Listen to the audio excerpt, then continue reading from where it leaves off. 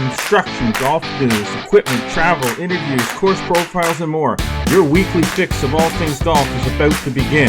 It's the Flagstick Podcast with your hosts, Jeff Potter and Scott McLeod. All right. Welcome to the Flagstick Podcast. I'm Jeff Potter. He's Scott McLeod. Something smells weird. Something smells really weird this week.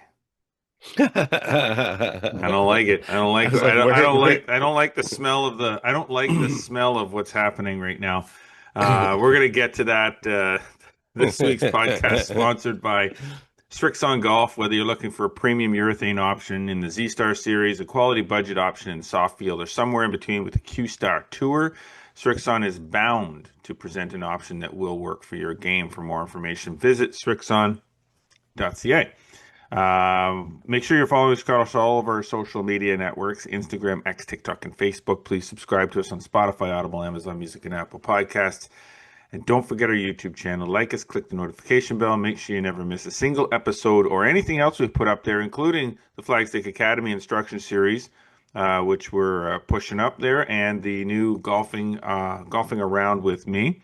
Episode 2 is going up this week, so make sure you get your subscription going there or smash that like bell. All right. I mentioned, yes, something stinks. So on this show, we're going to talk about golf course rankings and the rankness of those rankings, so to speak. With more outlets publishing their rankings and the recent release, obviously, of the score top 100 kind of spark things, but we're going to talk a little bit about the history of the rankings. We're going to dig into that. We're going to talk about why they exist, what people like and don't like about them, and frankly what our opinions are, and stress our opinion. Correct. Okay, underline opinion, not fact, not exact, not take it for Which there'll be a lot of that in this show. Yes, there certainly is. Opinion. There certainly is. So yeah, that's what it's going to be all about this week. Yeah, it should be fun. We'll see where it goes. Should be a lot of fun. Well, yes, we will definitely see where it leads because we don't know where it's going to lead. But let's get to our front nine presented by Metcalf Golf Club, a natural setting, a pleasant challenge, celebrating 50 great years in the community and as a golf course. And it's a great time to start thinking about those game packages. Okay, those game packages are huge for adults, juniors, and families. They're always available online. Save you big bucks. Visit metcalfgolf.com and stay in touch with golf savings. All right. Well, let's first of all talk about the fact that I back-to-backed golf, and then I followed the back-to-back up with 9. Oh, wow. So I went triple threat. I went 3 days in a row of golf, which was crazy. And I gotta say, my man, you actually like golf again? I play the game. I'm playing the game well. Okay. Anyway, I played the member guest at Camelot with a very good friend of mine, Jean Malouin. And Jean and I knew each other back when he owned Walkley Nissan and then Hunt Club Nissan and stuff. Started as a client thing, and then we just became really good friends, played a lot of golf together, and then kind of part of our editorial at one point. He was part. Do you remember the year? Because I'm gonna say it was like 2006, 2007, maybe. It was a topic of conversation Callaway at dinner. Corner. Okay. It was a topic of conversation at dinner. We did a thing where we took a golfer and we took them to the Callaway Fit Center in Montreal, and we ran them through the whole fitting process. We photographed it, we documented it, we interviewed them, we did a whole big spread on it. And did we do Montreal or Toronto? I thought we did Toronto. Montreal. Was it Toronto? No, I thought we did Toronto. I think we did Toronto. Okay, maybe we did. Yeah. Anyways, doesn't matter. Anyway. So we did that. So we were reminiscing about that a little bit, but he invited me to come play the member guest at Camelot with him, which included a practice round the day before, which was weird for me because I got some member guests. Why are we playing a practice round? Well, I know why we played a practice round, my friend. Okay. All right. Let me just tell you this. Camelot makes a point of ensuring that if for no other event, now they're always, in good shape and for their members and stuff like that, Sure, but of course. they are dialed in Yeah. when it comes to preparing the golf course for the member guest. And And you know the this, of women, course, because you have someone who helps prep that course in your well, house. yes, So. I mean I'm aware, of what Brandon's been going through, and the morning Sure. of. He actually is usually off on Fridays, and he offered to come in and work on the Friday to help them extra Yeah, body get on ready. hand Yeah, to do things that need to be done. Because I show up and he's out there hand watering the green on number 15 in certain spots, and I'm like, damn, this is serious business. sure. Yeah, Golf course it's was the big event. the It's the big golf event course for most was clubs now. mint, Yeah. like mint. Everything. They even had like around the ponds and stuff, the long grass trimmed down, nice and sloped to and into the water. It looked so good. Fairways were super tight. Are you foreshadowing there or something? Foreshadowing what? The fact that I was. Balls rolling into the water? No, I wasn't in the water. I Oh, did okay. no. All I right. did not I go in just the thought you were water. hinting at I something. did not. I just, in the practice round, everything went right. I Hmm. didn't hit it any worse necessarily in the actual member guest than I did in the practice round, but I just hit it. I hit it really, really good on the Thursday. Really Yeah, good, and I didn't leave myself in spots that were really difficult to get up and down. I mean, the greens were lightning quick. On Friday, on the member sure. guest day, the greens were 13 and a half. Wow. So they were quick. And the Thursday before, they were pretty quick too. Some said they thought they were quicker on Thursday. I don't really know myself if they were. It felt like they were not, but Depends if you but had I uphill left putts or myself. downhill putts. True that. Um, I, for the life of me, couldn't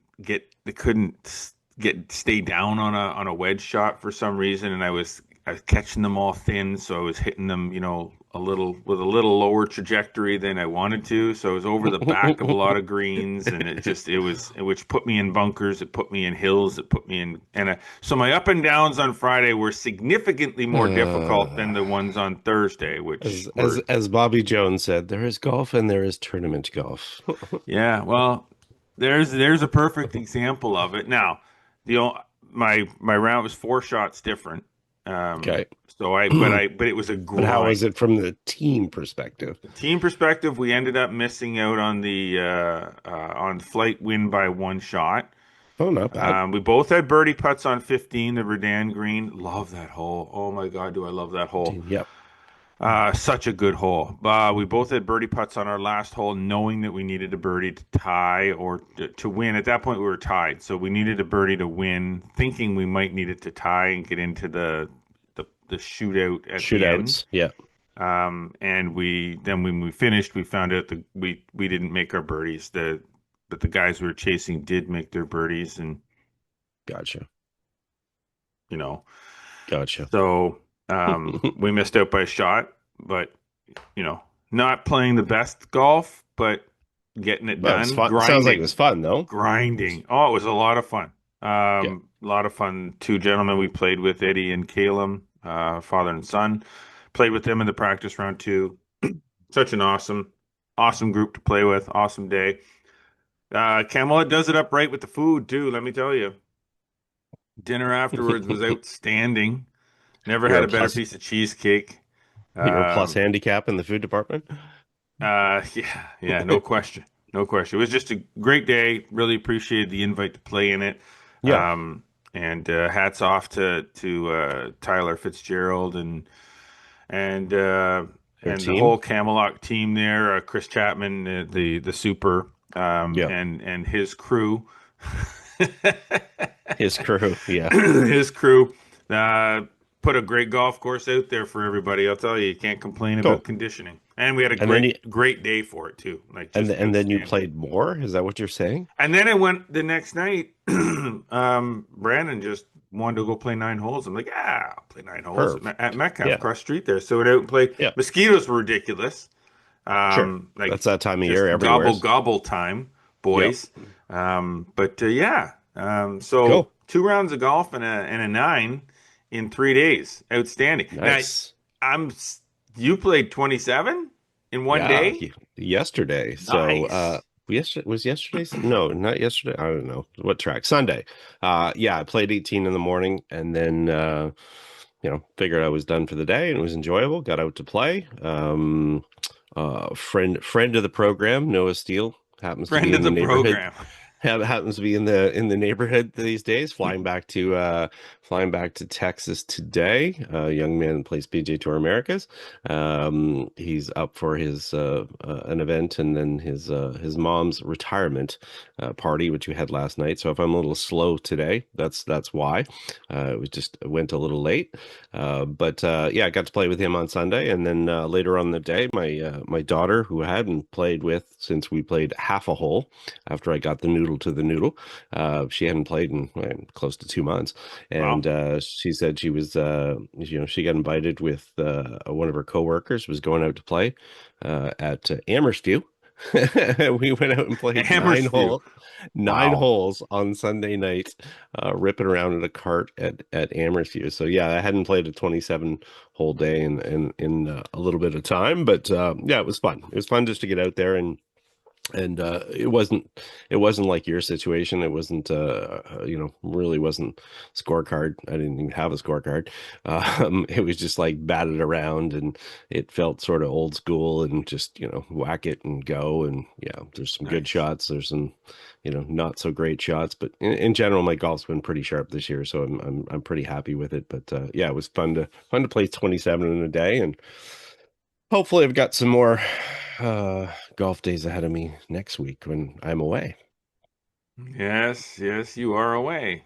Yes, exactly. And I So do hope you get some golf in while you're I do away. hope so. I do because yeah, I've been down to PEI a couple times of late and have not played, but I'm hoping this time. So, but yeah. Anyways, yeah. Yesterday I was actually out. Friday and Monday I was actually out at Play Junior Golf Tour events, which was nice. I was at the Landings and I was at Smugglers yesterday, so it was nice to visit with some of the kids and visit with Chris and the gang, and been to I don't know how many of those events lately. I think I've been to 3 or 4 of the last ones, so which was great. And one of the things that happened while I was there was and happened last night when I was actually at that retirement party was I got a lot of feedback on people seeing the print magazine Yeah, and getting it in their hands and enjoying it. And yeah, it was interesting to have them talk about their experience with it and how they were happy to see it. And that was one of the things that Chris had on display with the trophy I saw the at picture you posted yeah, there. yeah, Yeah, it's really yeah. So I nice. had them out there or whatever, and yeah, people are grabbing them up, and you don't see obviously a lot of 14-year-olds grabbing up the No, magazine because not they're not yet. used to Anyway, they're not used to magazines, but it's funny how many of their parents are trying to put it in their hands.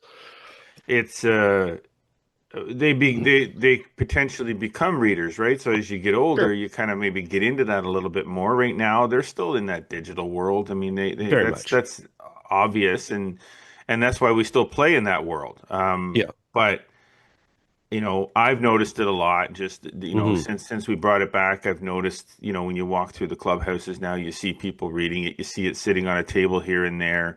The racks are empty quickly. Hmm.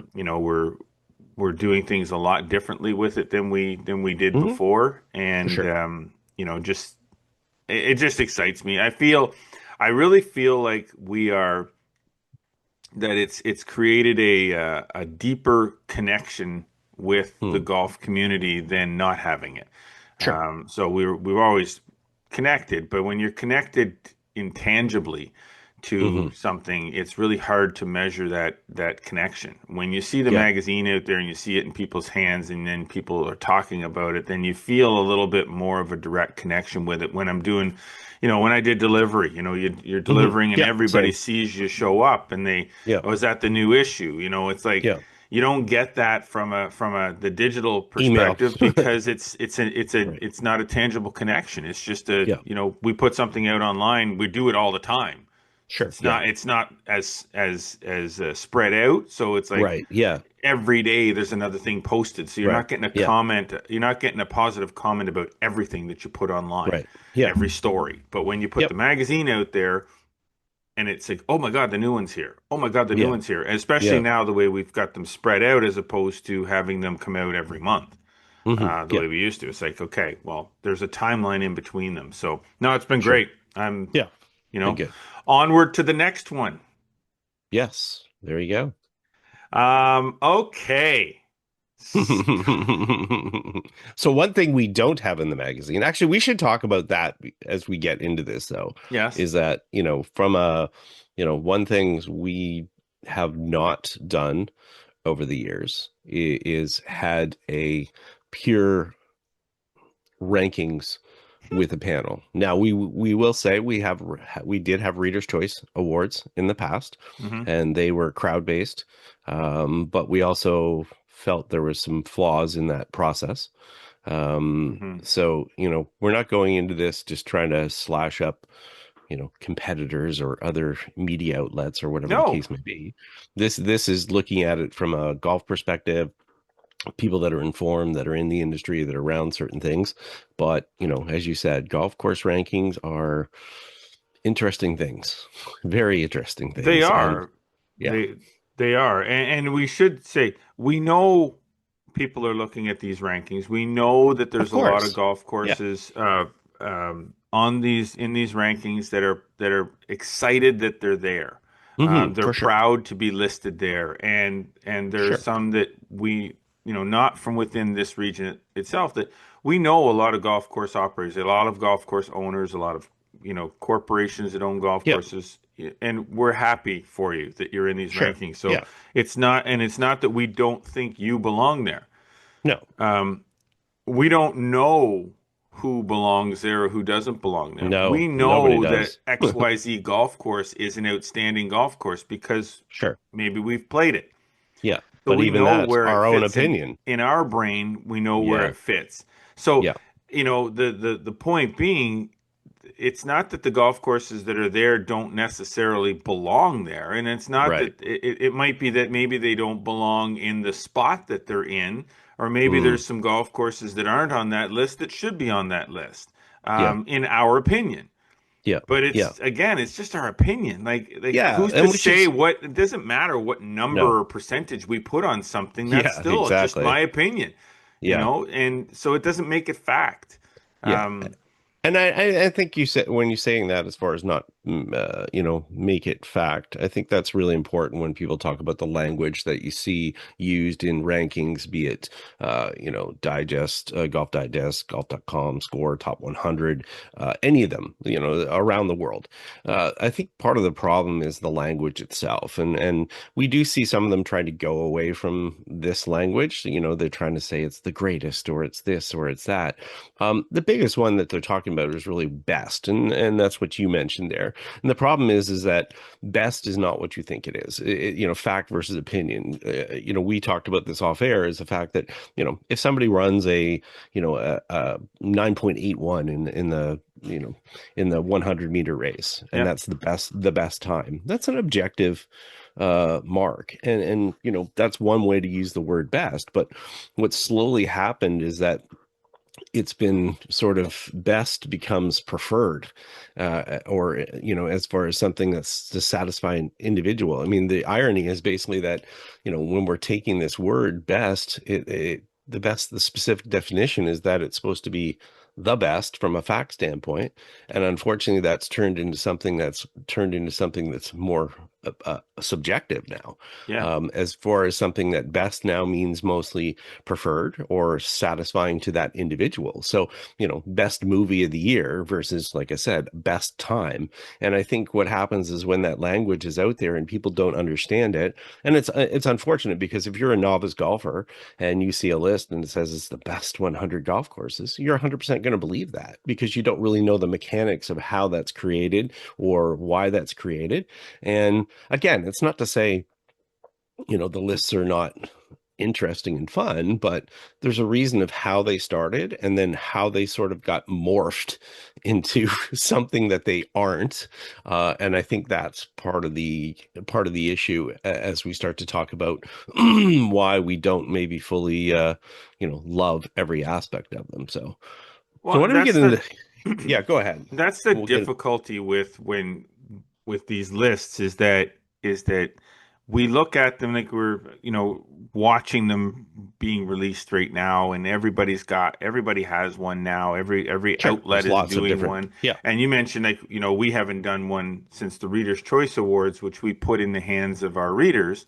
Hmm. But then that became very subjective, because then Yeah. it comes down to how many of those readers are members at the course that they're saying is Hmm. the best golf course, and how Right. many Yeah. of the public only play Or this their golf favorite, course. because we we Yeah, we termed it favorite, right? When we said, there's what's your no favorite hole? criteria that defines what allows them to say that that's the favorite or not the favorite. Like, Right. it's just all over the map. So Yeah. it's just a fun little thing that you do, but then you don't realize that how that fun little thing that you're doing Hmm. to create interest, readership, viewers, whatever it is, Yeah. how that starts to affect the Yeah. industry It gets side of it it. starts to Like, get twisted. Yeah. yeah, because then a golf course doesn't think, and then it's like, okay, well, can you buy your way onto the list? Hmm. Do So we don't let's. know that, but I mean, So I mean, maybe when we're there talking is. about when we're talking about the morphing thing, that's an interesting one because I can remember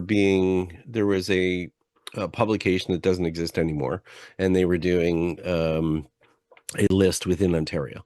And Hmm. I remember, and this was Yeah. one of the few times I ever said yes to providing some input to a list. So we should say, we're not on any ranking panels. I don't know if you are, but No. I've been asked to be on multiple different ones. I've refused to be on different ones because I just don't believe in the end product of them. And this was a particular situation that someone who was a publisher at the time asked, "Oh, what are your favorite top three golf courses in Eastern Ontario?" Well, that's very subjective. Hmm. And at the time, it's like, well, if you're using this to compile something and it's something that's sort of anonymous, that's fine. Well, the problem was that they end up publishing them all. Hmm. And I can remember the phone calls right away. Yep. It's like, why do you think this golf course is the best? And why do you, because the people that weren't in that list were all of a sudden upset. And I understood why they're upset.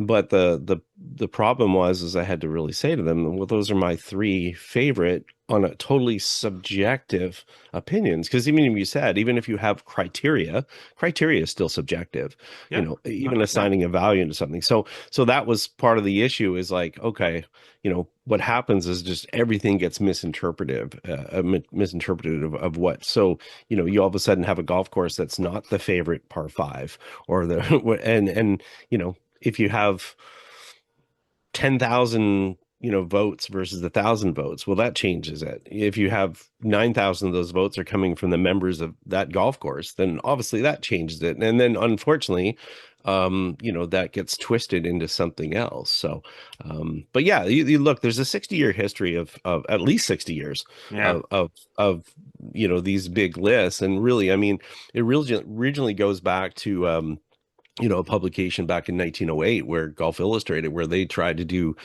a list in the UK.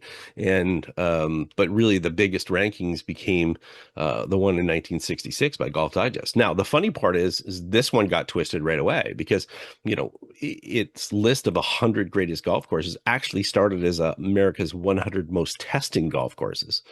And then that was the original intent to identify what are Yeah. the hardest golf courses, which again is still Very subjective. subjective, right? And then that gets morphed into greatest. Well, that's quite the word, and that's quite the comprehensive word. And Yeah. then, of course, then hardest becomes best. And then next thing you know, it's like, oh boy. And you got to remember, when we go back and talk about time of, 1908 or even just 1966. In 1966, there was half the golf courses that there were in the US. Mhm. So, if you all of a sudden go from 8,000 to 16,000, now things start to become harder and harder. And, not only is it the subjectiveness, hard to monitor, even if you try to put objective, points or something on it. I mean, the splits are so tiny, and that's a reason why there's swing. One of the reasons why there's swings in all these different ones. So, they've been around for a long time, all these rankings. And of course, as soon as, one publication did it, you know, and The other one obviously they had to got a do it. And right because they get a lot of attention for it. And look, business is business. We get it. But you got to understand there is a business behind it because, you know, doing these lists gets eyeballs because people yeah. want to look at the lists and they want to create the list. So anytime that you put a list out and it's a ranking, all of a sudden people are like, oh, and they're drawn to it, and it's kind of a natural clickbait without sort of being clickbait, that people are drawn to. And obviously Digest figured that out in 66, and then Golf Magazine came 13 years later, and then Score did theirs in 88. They started their list. And then, now we have so many outlets, especially from an electronic standpoint. And you mentioned, an app, Yeah. doing theirs. There's more and more of those. And whether they're crowdsourced or not, I mean, in the end, if I say to you, what's your top 10 golf courses to play? Hmm. And we ask every single person in our community, what's your top 10 golf courses? I mean, we're likely not going to fall on, the same 10. And I think what the problem, the major problem for all these lists is that they're supposed to represent a compilation, but a compilation doesn't make it correct just because it's everything, because to every person, it's going to be different. So to think that just because the list is a compilation of opinions, and we should say that a lot of these ranking panels for a lot of these publications, it's a small number. So say you're 45 million people in Canada, and if you have 100 people, we're saying that 100 people represent 45 million or 5 million that play golf. That's a big Well, that's and a who are big those 100? I stretch. mean, that's the Well, other thing that's to part of take it into too. Yeah. consideration is like it's fine. You have a panel, so you have to when you have Right. these ranking systems, you have to define how you're ranking them, which they Correct. do. Yeah. Most of these Sure. organizations, when they do their ranking systems, they very much define. I'm just looking at one online right now where they define, Yeah. 15% beauty, 15% Mm. design, and 15% strategy, and all this stuff. And I'm like, that's great that you define all these percentages, but what Yeah. qualifies you to decide anything Correct. about the Correct. strategic nature or the architectural nature or the Yeah. conditioning? Like, what Yeah. defines conditioning? I've played some golf courses that are just outstanding golf courses that the conditioning Hmm. is really good, but they're not Hmm. freaking Augusta National. I mean, No, but so also, where's yeah. your what's your criteria? Who's Hmm. deciding? What's Yeah. their qualifications? Right. Like, and Yes. just because I am the publisher of a golf magazine and I've been doing this for Yeah. 30 years, that Yeah. also does not qualify me No. to Exactly. decide anything about the ranking of a golf course. No, it only qualifies you for your own ranking. That's what it qualifies you for. Yes, You know what I mean? So from that's the my hard part of it. perspective. Correct, exactly. And I still remember someone having a discussion with somebody online who was a real, architecture buff, and the person said to them, you know, just because you've played 300 golf courses doesn't make you a golf architect. It makes you a person who's played 300 golf courses. Hmm. You know what I mean? As far as their Yeah. perspective and so forth. So, again, you can't be an expert in everything. You're going to have opinions, and there's so much influence with those opinions. I mean, who knows what the background is of that person? Let's look at it from a conditioning perspective. So, maybe, okay, hey, XYZ golf course, we're going to have a ranking day, and we're going to bring out a ranking panel. We're going to invite them to come for a particular day. Well, if they get the golf course in a condition that's not representative of how it is every single day, well, then you've all of a sudden created some sort of bias or expectation that's not going to happen when, everybody else goes there. Hmm. So everything gets skewed. So and really, I mean, I saw, and again, that's part of the separation that you see. You see people look at it from a conditioning perspective. You'll see architecture people look at it from an architecture standpoint, where they say, oh, well, would this golf course be on this list if they didn't have these mountains and this ocean view? You know what I mean? But again, how do you for the average person or another person going, that's part of their experience. So how do you even Well, separate those two exactly. and change And how that ranking is? that in itself is part of the golf course's design. It's part of its definition. Sure. So to say that you can't take into account the fact that Pebble Beach or Cypress Point is on the Pacific Ocean, Right. Yep. or that Cabot is on the Atlantic Yes. Ocean, like you can't not look at that as part of its beauty, because that Sure. is in fact why it was put there in the first place. So Yeah. that is Yeah. part of its Yeah. DNA. Yeah. It has to You be can't. considered. Well, So and it's you not could like take you the can put. same golf course and stick it in the middle of a farmer's field, a piece of property in the middle of Yep. with no water around it. And Yep. then, okay, now what defines it? Well, then Yep. that's where you get a Pinehurst, or you get Sure. a Shinnecock or something like that, where, all of a sudden now you're talking about a big wide open piece of property that has lots of elevation and rolling hills and fescue everywhere. Well, Hmm. that becomes part of its DNA. So it's Right. like, Yeah. Yeah. what It's do you it's all prefer it's as a all golfer? Do I subjective. prefer ocean Yeah. views versus Hmm. lots of fescue? Do I like big huge trees like I'd see out in BC, Yeah. or do I Yeah. prefer, wide open landscapes? Like, I don't, that's personal Yeah. preference, and that's going to skew what you Hmm. define as conditioning or beauty or whatever. Yeah. there's just so much um It's there's just so hard much to. else to consider Yeah. there. Yeah, so like I said, I mean, when you get those, I get what you're trying to do when you're trying to assign points for those particular things. But again, those are subjective as far as, how they are. They're not something that's actually measured. It's a human being putting their emotions and putting everything into that and they're going to have a bias towards a certain aesthetic, right?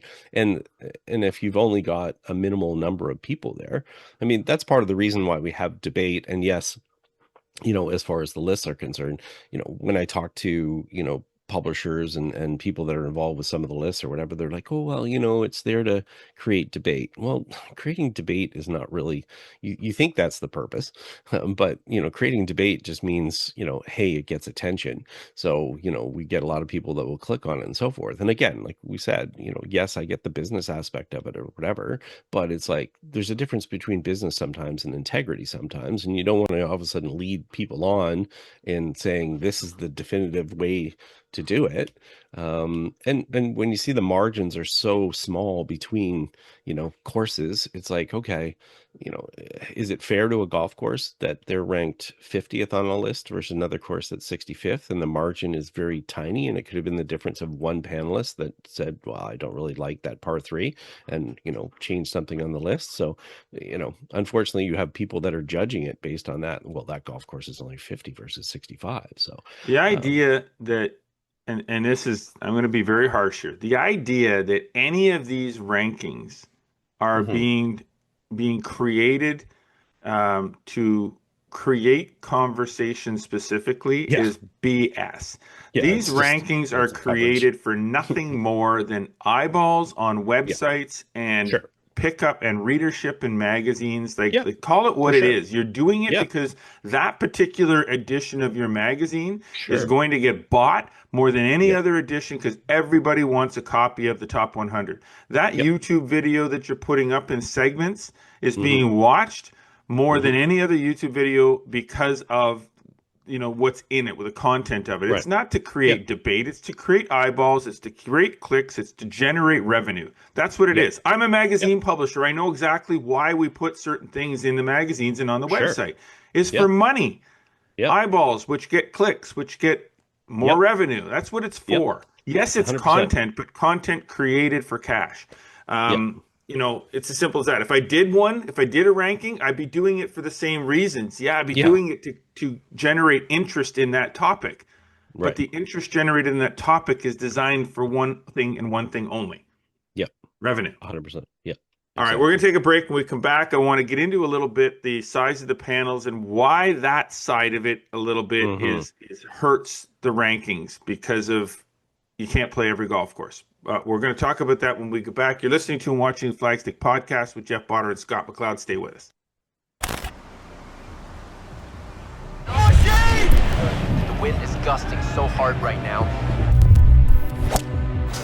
Moment is at hand for JJ Spawn. Let's go, JJ! This is perfect pitching back into the breeze. Go get it, Keegan. It's good when everything depends on it. A winner again! It's good when it's Z-Star. All right, we are back here on the Flagstick podcast with Jeff Bonner and Scott McLeod. And we're going to continue this conversation about rankings here on the Back Nine, which is, of course, presented by Falcon Ridge Golf Club. With 27 holes of fun and challenging golf at great rates, Falcon Ridge is a golfing experience that you should not miss. And remember, Falcon Ridge has built the first TrackMan range facility in Eastern Ontario. TrackMan is all about exciting, easy-to-use features that provide the ultimate golf range experience for every golfer at every level. That's practice games and virtual golf. To book tee times or one of those 10 TrackMan range bays, visit falconridgegolf.ca. Okay, well, before we get back at it, Scott had a unique situation when we took a break. You know, some of us go and grab an update to our coffee and I maybe take a tried. pee break or something, but then others of us just jump on a FaceTime call. Well, I wasn't the one making the call. All so. right, well, let's get the skinny. Okay. It was funny because it was like it came up on my watch and I'm like, why is he calling me? And then I went back to my phone and I realized it was a FaceTime call. It was our good friends Ben King and Sam McPhail from Golf PEI. Nice. They're doing their annual golf marathon Okay. that they do, but they're doing it a little bit different this year. They're actually doing it as tourists this year. So they're not running around the whole island trying to do everything. They're just playing a couple rounds of golf, but they're, going out experiencing all the other things that you can do in Golf PEI. So that was funny. They say hello, by the way.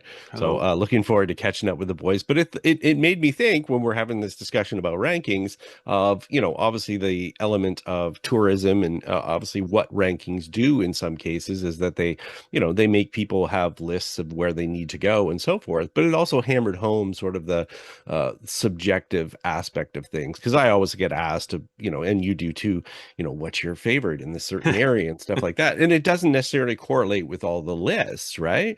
And that's one of the things is that the lists sometimes become a little bit of an echo chamber because people see, for me, they say, oh, I'm going to PEI. I got to go play Crowbush, right? Because it's the one that's, most prominent on the list.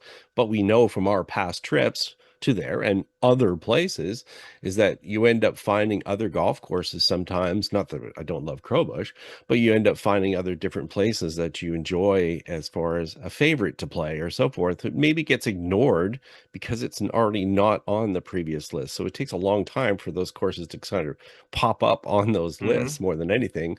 So yeah, you get to find different areas where it's like, okay, what are the other influences as far as, within the panels where you are looking at other panels and looking what everybody does versus having more information about a certain area. So anyways, it's that's a good prompted some point. thoughts.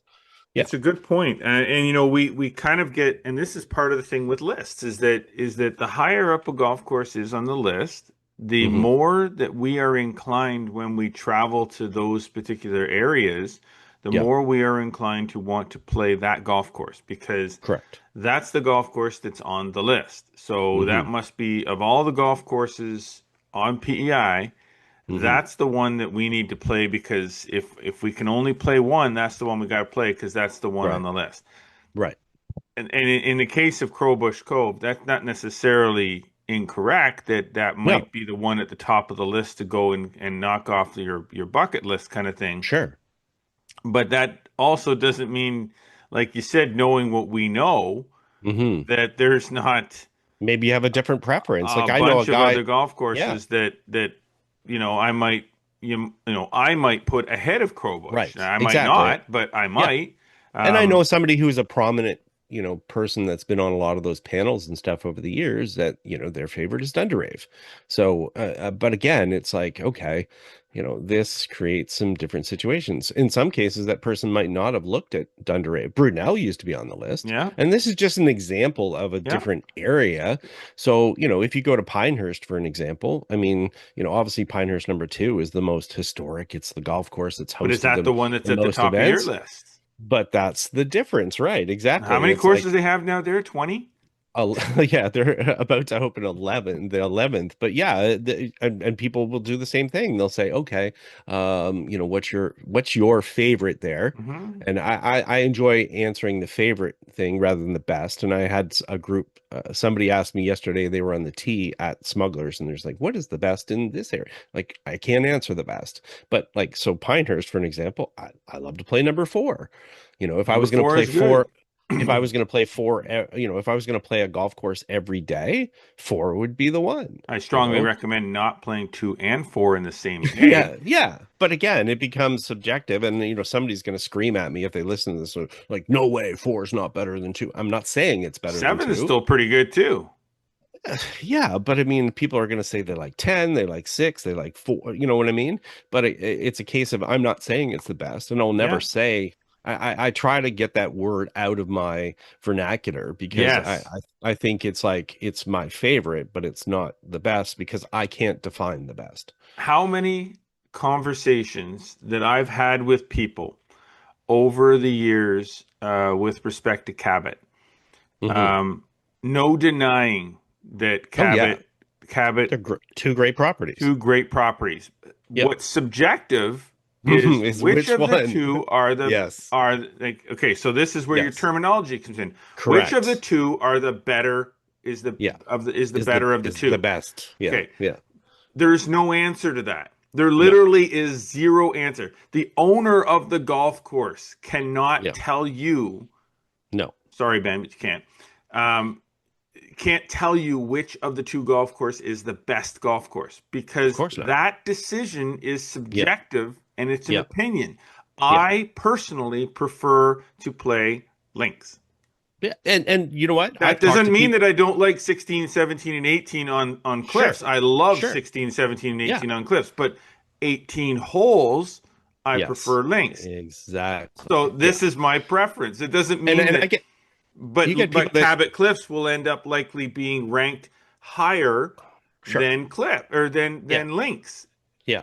And again, it's like I've talked to people down there. I mean, I remember talking to one caddy and and I said, which do you prefer, links or cliffs? And he's like, well, this year. You know what I mean? And then but you don't know what the influence is as far as this year is concerned. And then you start to hear some things like, well, I've played cliffs better this year. Oh, okay. Oh, So okay. I so shot again, so again, 79 at Cliffs. I shot yes. 82 at links. Exactly. It's like, so does that make it a better golf course or you just play different? And I can remember talking to a panelist one time. They were playing a particular course. They were there on a ranking panel visit, which we'll get to panel visits and stuff in a minute. But they said, oh, they had this hole where I watched them tee off and it was a par three and they dunked three balls in the water.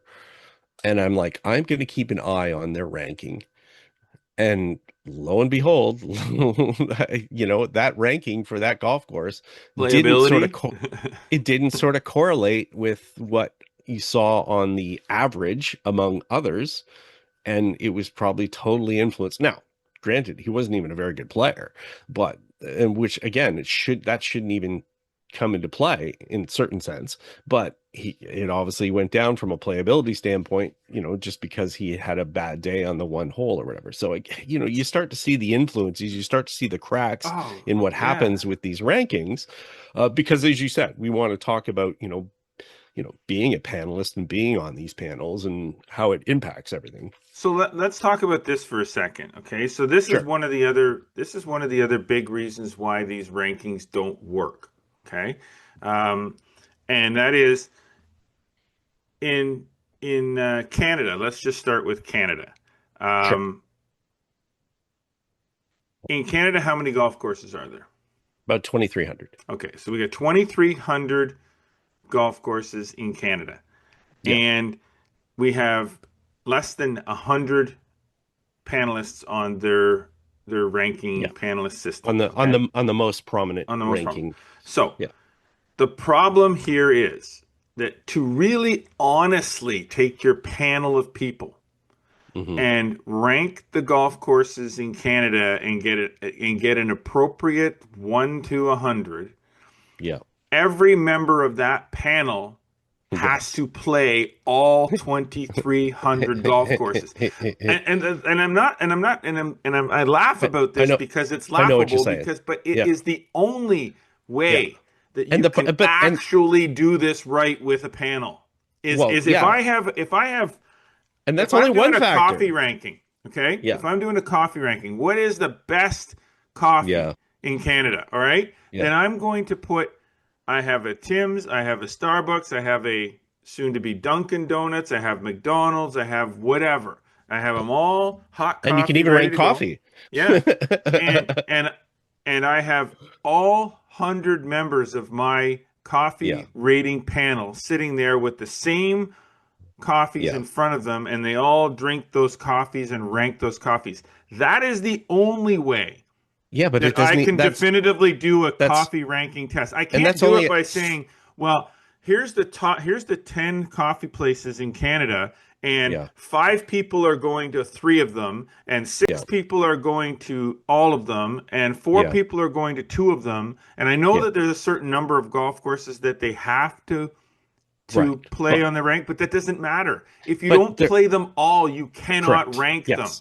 And there's only a certain number that will be on that list to start. And on top of that, they're also not playing that on the same day. So they're not playing it in the same way. So, you'd have to prepare your coffee the exact same way every single time and every single one for every single person. So, it becomes ludicrous. And this goes back to when we were talking about equipment ranking over the years. And people asked us about ranking equipment and so forth. And I remember going down this rabbit hole. And I remember going down this rabbit hole of starting to go, okay, let's compare this. Okay, well, let's set up these sort of test conditions for this particular thing. Well, the problem is that the test conditions varied by so much that you couldn't get a performance benefit that was accurate, even if you're using a robot, because there's so many permeations and permutations of different ways of how to do it, that it just you end up with something that's not definitive. And the problem is that a lot of these lists are being sold as definitive, and even when they try to put a little bit of disclaimer in there to say, okay, well, it's sort of tempered a little bit or whatever, like you said, if you've only got a small sampling, and we don't know what the biases of those samplings, and I can tell you, in a particular list, I've seen a couple of lists where there's certain panelists that I know they don't even play golf anymore. They don't, but they want to stay on that list. And in the US, but they're submitting stuff, right? And obviously they're trying to vet that as much as they can. And but the problem is as well is like, okay, if it's just, hey, I'm on a panelist list and you want to stay on that panelist list, okay, well, that's great, because in a lot of cases they're getting free golf and they're getting stuff out of it. And that starts to get into the red carpet effect, where we start to see like, okay, what's happening on the particular time when those people are seeing these golf courses. And we've seen it. Obviously, you see a media day. If you have a golf course has a media day, they're going to put their best foot forward in that particular day. And they're going to try to shine their golf course, and, they're going to shine the brightest light on ever the golf course. And they're trying to make it, look great. Well, what happens for, these rankings? Yes, it's said that, okay, for these ranking panels, all they're allowed to do is accept green fees. Well, I tell you what, I'm sure the treatment is a little bit different than Joe Blow walking in, paying a green fee, and going out and playing the golf course. Mm-hmm. And bet, good on them. They're trying to put their best foot forward and do it. But again, it starts to skew what we see as far as the results are concerned. And there are certain parts of this that we don't understand too, as far as, you don't like to talk necessarily about greasing the palm and things like that. Yeah, of course. But, with some of them, the possibility of a media buy is in there, and where you can basically buy your way into it, or you know that not every ranker is going to play every golf course, but in order for you to be noticed, you Right. want every rankers, so you find out who's on the ranking panel, and then you Yes. reach out to those people and you invite them to your golf course. Yes. And you put them up in a hotel, and you feed them breakfast and dinner, and you make sure that their experience at your golf course is one that they will never forget, and that when they're coming, so the course is in the best possible condition that it can possibly be in on that given day. And you're basically wooing. It's kind of like when you look at the Academy Awards and they talk about, or someone who's looking for tenure, or at a university where you're greasing the palm a little bit of the people that are on the tenure committee, and Yeah. like it happens. Like Yeah. I'm not And we're saying that not it's yeah. everyone. I'm just No, saying and we're that not saying like you're going and like they're giving them money. We're no, no, no, talking no, about no. you're emotionally greasing their palm in a lot of different ways But you're because you're making doing sure they play your course, which is the you're only way that influencing. you get Yeah. ranked is to Yes. be played. So Yes. if you want to get on the list, you got to make sure that Hmm. as many of those rankers as possible are playing your golf course. Yes. So you've got Yeah. to find out who they are and you got to get them there Yeah. to play. That's the only way to do it. Because if you're an outstanding golf course, but you're in relative obscurity, or you Yeah. know, you're Yeah. in Yeah. a part of the area that a part of the Canada The that just world. doesn't get traveled, Right. then nobody's coming to play. You can't get ranked. So you've got No. to get ranked. You got to get And eyeballs. And on top of that, there's multiple golf courses that for many years didn't allow rankers. And there's also golf courses that are not included on these lists. So what we'll see is like the one for the Canada. And obviously, SCORE has been transparent about, having golf courses like the National not on there because of their membership policy.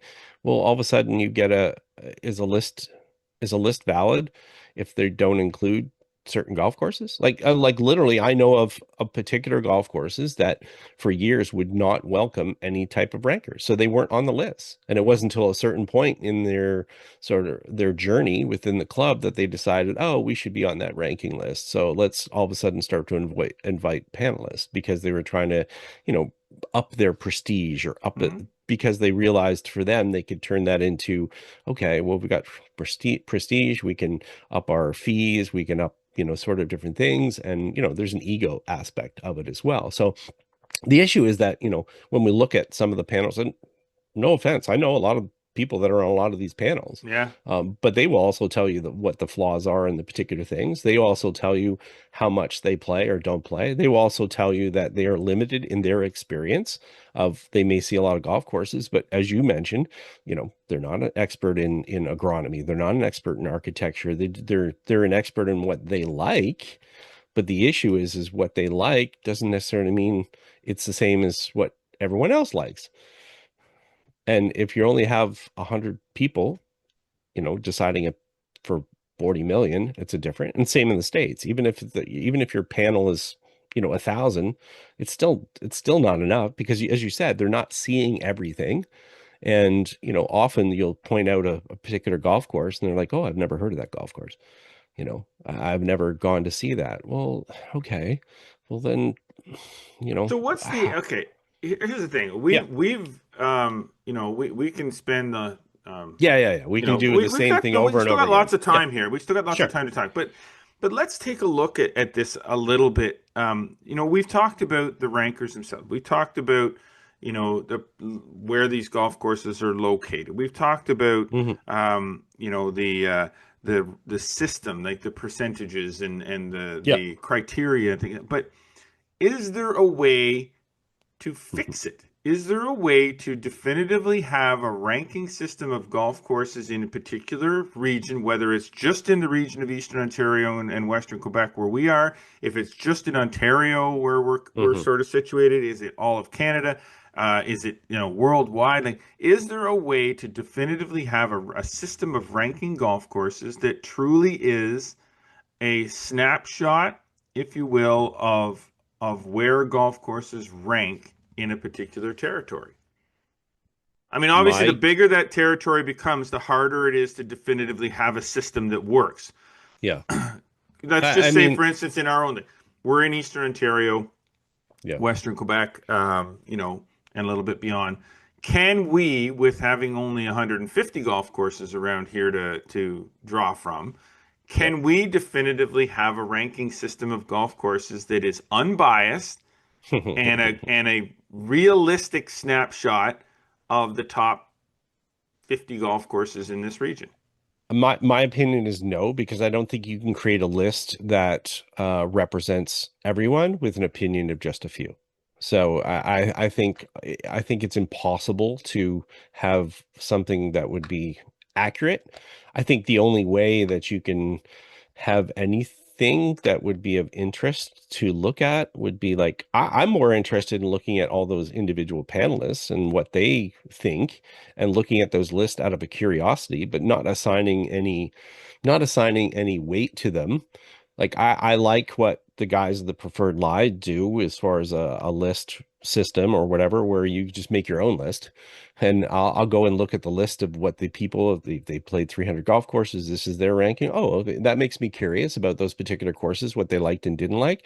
But to say that you can have a definitive list that represents everyone and is accurate, I don't think it's possible. Yeah, yeah. I think that I agree. I don't think it's possible. I think that if we were looking at a list of just, let's say we had the Flagstick top 50, and it only serviced the area that we're in. I think the only way to do it where you truly can have something close would be to define a specific panel, and the panel would have to be made up of people with certain criteria, and they have a definitive ranking system that they have to use that's the same for all the golf courses, and they all have to play every single golf course in the region. And that includes, now, that doesn't include those that don't want to be on the list, because the courses would have the choice of whether they wanted to be ranked or not. And they go out and play every golf course, and they have to play those. The golf courses have to know they're coming ahead of time, so they can prepare for them to come to prepare their golf course in the whatever. Like, they all have to have the same Experience. You have to sample. I mean, to me, the food and beverage is part of the whole golf experience, but it's not a golf course ranking. No, Your clubhouse has got nothing to do with the golf course. Yeah. It has to do with the golf facility. So are we talking about the top 100 golf facilities in a certain area? Thing, like the clubhouse has got nothing to do with it. But it creates a bias. Has nothing to do with it. But it creates the bias. That's the problem. And that's the thing. If you drive up to a golf course, like this is a perfect example, maybe Smuggler's Glen. Sure. The clubhouse at Smuggler's Glen is not the same as the clubhouse at Equinell. It's not the same as the clubhouse at Camelot or the Hunt It's not elaborate. It's simple. But the golf course is on the same level with any top golf course in anywhere. In your opinion. In my opinion, exactly. But that's and we're the not point. saying that. We're not saying that in the negative side. The clubhouse. I mean, we played Tobacco Road. Sure. The clubhouse at Tobacco Road is not going to rival any clubhouses for top clubhouse. But the golf course, in my opinion, would. Sure. Yeah. But I think that's the thing, though, is that, you could have a small panel and do everything, but when you publish that, you'd have to define it as, here's the top whatever based on for this panel. That's it. Yeah. But the problem is that doesn't matter what you do with that and how well you define every single aspect of what that experience is and how these people are doing it, it will get skewed. I mean, I see it all the time. I see it, within marketing, and we have to understand that, obviously golf courses, they bite into this from a ranking standpoint because they're going to use it within their marketing, right? Justifiably, they're going to say, we saw it with the Reader's Choice Awards all the years. Every time someone won a Reader's Choice Award, they used the logo. We gave them the logo to use in their material, and they used it. But we also saw it skewed, where people, all of a sudden, the language would get skewed. We'd say, okay, it was the Reader's Choice favorite hole, and then next thing you know, somebody's making reference to it, and they've, it's the best hole in the region or the best this in the region. So the problem is the interpretation of it becomes an issue, because then now people start to talk about it and going, that list may have said, just as it did for, Golf Digest back in 1966, it goes from being the hardest golf course to people started referring to, Pine Valley was the hardest golf course. And then next thing you know, it's like, well, it's the best golf course. That's really not wasn't what we said. What was judged and what was said. And that becomes the challenge. Just as I said, when you do an anonymous poll and you say, here's my 3 favorites, and next thing you know, that gets turned around and said, those are the best. And then next thing you're getting a phone call going, hey, you said this was the best golf course. No, I said this was my favorite course. And my favorite is, maybe totally different years. And my favorite may be what you think is a terrible golf course.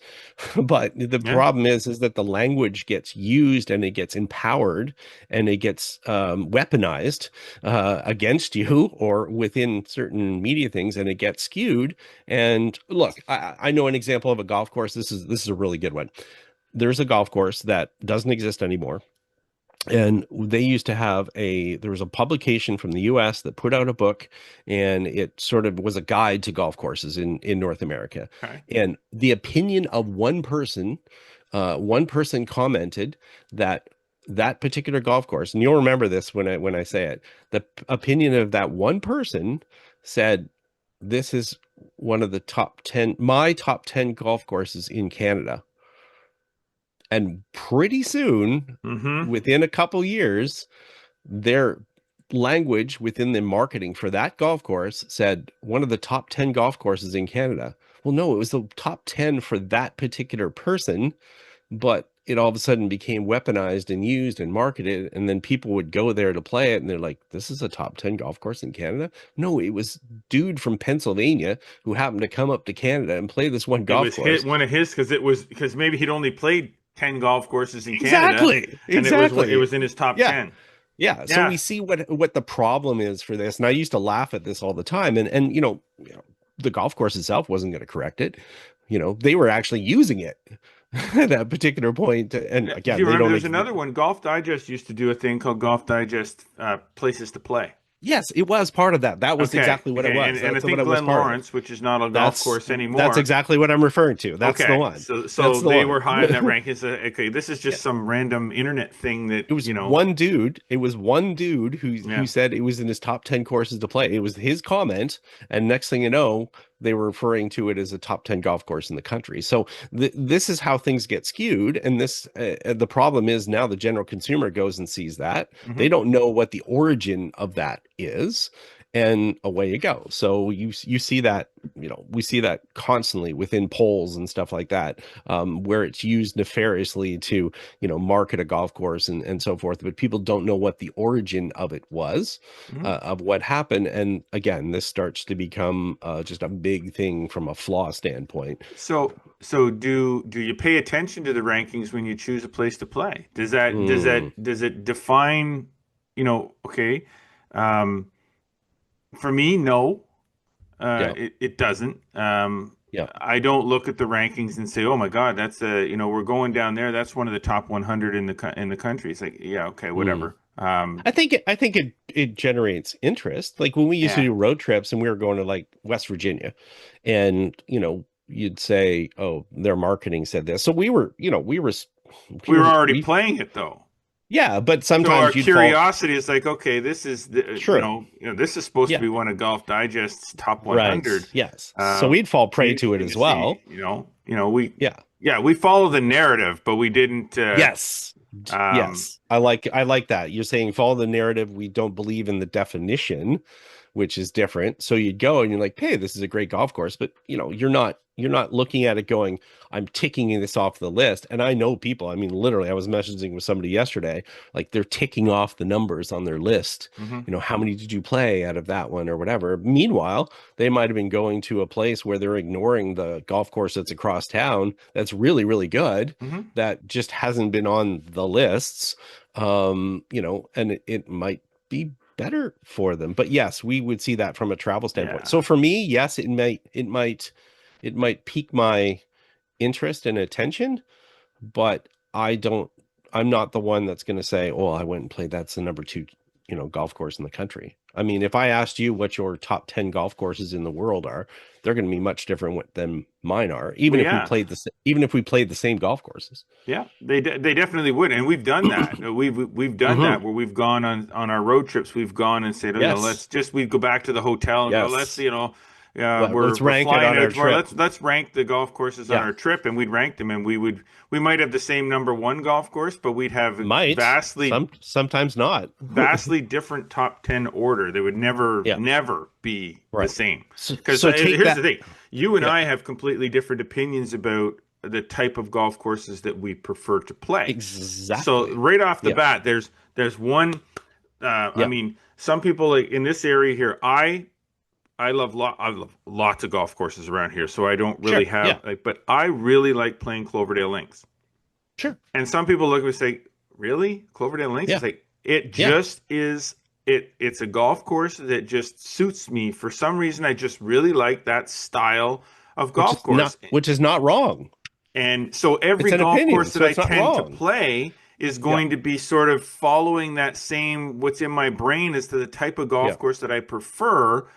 I'm going to play a golf course that is a tight tree lined golf course. It's Yeah. not the type of golf course that might fit Yeah. into my preferences. So Yeah. it's automatically gonna fall down my list because it's Yeah. not what I like. Even Well, though if it's a great golf course, it yeah. doesn't matter it doesn't matter if the conditioning is outstanding. It doesn't Yeah. matter if it's a great golf course. It's Yeah. still gonna fall down my list. And I see that right now with the release of, lists and certain ones that are coming out or whatever. I see people freaking out over certain things and they're like, that's wrong. Well, okay, but why is your opinion right? Exactly. They're telling other people that their list is wrong. But in the same point or the same time, they're saying, well, theirs is right. Well, why is yours right? Even yours is based on, your opinion. So if we're talking about just the two of us going on a trip, well, now extrapolate that out to a lot more people, and then all of a sudden provide the authority of, okay, it's whether it's 100, 500, or 1,000 people. Now we attach an authority to that list is definitive. Yeah. And there's no definitive list. There's no definitive list. Yeah. No, And it's of interest. So yeah, so I think people have to take them for what they are and understand how they're made up, and also understand that if you come to me or you come to you and say, oh, well, this is the number 7 golf course in this province over here, why? Now I'm Why? looking at this. I like this idea here, Scott. I'm looking at sort of our notes here. We got Sure. about maybe 5 minutes left here Yeah, before fire we away. break. But I like this, and I think we should figure out a way to put this on the site. Is to allow people to create their own list. Yeah, well, that's what So I said. I'm like Let's saying, okay, prefer live what if we as. create Yeah. something on our website, and Yeah. it's basically, it's like Flagstick's Reader's Choice Mhm. top 10 and or top 50 or whatever, and let Sure. them come to the website and Yeah. put in their 1 to 10, Yeah. and let that list compile. I mean, you have to figure out how it would do. Probably easiest way to do it would be with some kind of Google form, but and then it just compiles, and then there's a sidebar to how that, as people start to put how people start to rank golf courses, it starts to compile this list Yeah. of golf courses, and it changes. And then that would be such a cool way of doing it, because you're not now again, what's going to happen is that as soon as there's a 1 Yep. to 50, Yep. the golf course Yep. that's number 1 is going to say Flagstick's Flagstick's number 1 ranked golf course in Eastern Ontario, even though That's it the isn't. problem. It's the Yeah. Reader's Choice. That's the problem. But at least from our standpoint, if you were to do something like that, you are defining the parameters for ourselves in our defense. But why would we be doing it? Let's be transparent. Why would we be doing it? It's clicks. Clicks. If I do it, everybody's going to come to the website to put in their opinion. Yeah. So their traffic's going to go up on the website, which means more eyeballs are going to be on the ads that are on the website and the other articles and things that we have on the website. Yeah. Traffic is king. Now, you're doing it for content. So let's be clear. Right. It's Yeah, not the that you're content's just fine. doing it Yeah. for money. So No. it's not greed. No. It's business. It's marketing. You're doing it to generate interest in the website. We, as a website or as a magazine, we have to constantly be creating content in order to continue to have people come back and look at what we got. And we put good stuff up there. We don't put AI generated crap. We put organically created material up there all the time. So, but we're constantly having to feed the horse, feed the animal here, feed the beast. Because if we stop feeding the beast, then people start coming to see the beast. And we need people to come see the beast. So these kinds of things help that. But they're cool. As we said, they're cool. But See, I'm more interested in less of less of ranking, but less of, I guess it is ranking in a certain way. It's like, okay, I want to hear contributions for people why they find a certain golf course interesting. But unfortunately, if they find something interesting, that also goes down the other road where people will just try to find as many negatives as possible in a golf course. And I know for myself that I've been surprised sometimes where, a person's like, oh, that golf course is terrible. And all of a sudden you go and you play it. And like, I know people that, and I'll use another example in PEI because this is a golf course that you and I have both played. I know people that will say, why the heck would you go play Belfast Highlands? But we know because but again, that becomes that's an opinion all I need there, to say. right? Because the thing is they'll look at it and they'll go, oh, it's a golf course attached to a campground, and the condition's not as good as it should be, and this or whatever. But you know what? But again, it's like, oh, but that's sort of a one where it's like maybe you didn't think of, and then you'll go. So the curiosity is important, I think, for people to go and to discover golf courses.